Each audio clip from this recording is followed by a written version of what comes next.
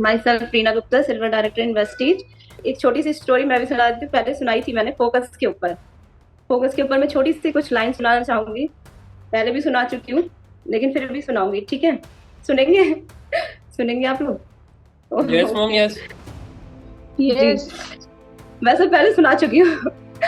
जैसे एक लड़का था, तो वो पढ़ने में बहुत वीक था।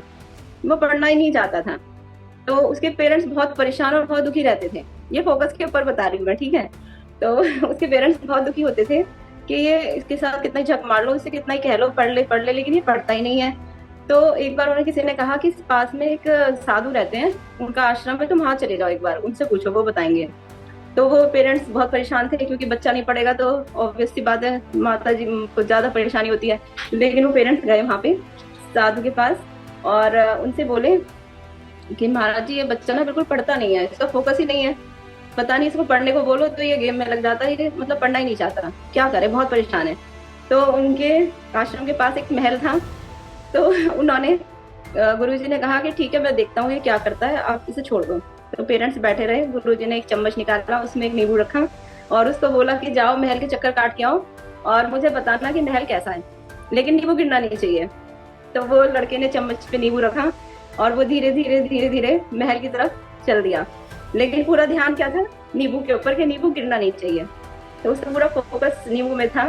वो पूरा महल का चक्कर मार के आया आधा घंटे में। और गुरुजी ने पूछा, मारा है चक्कर, कैसा लगा महल? तो वो कहता है, मैंने तो महल देखा ही नहीं, क्योंकि मेरा पूरा ध्यान तो नींबू पे था।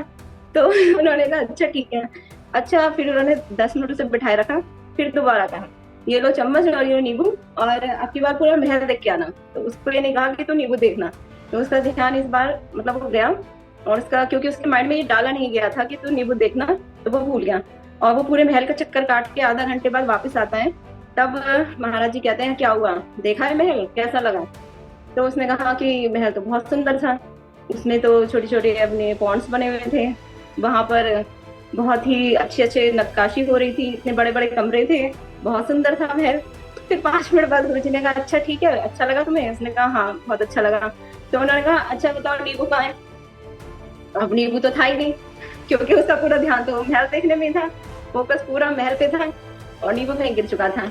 तो उन्होंने इस बात पर ये कहा कि हम छोटी छोटी चीजों पर ध्यान लगाते हैं, जिस पर हमें नहीं लगाना होता, हम उसी पर सबसे ज्यादा फोकस हमारा रहता है। जो चीज हमें नहीं चाहिए, हम उसी को फोकस करते हैं, लेकिन जो हमें चाहिए वो हम ना तो विजुलाइज कर पाते हैं, ना ही उस पर अटेंशन रखते हैं। तो हमारा फोकस बहुत जरूरी है, कि हम अच्छाई की तरफ फोकस करते हैं या बुराई की तरफ।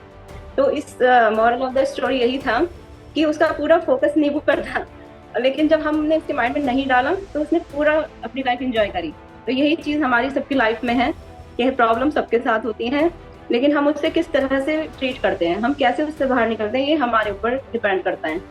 तो बस आज मैं यही सब कहना चाहूंगी। Thank you, thank you so much.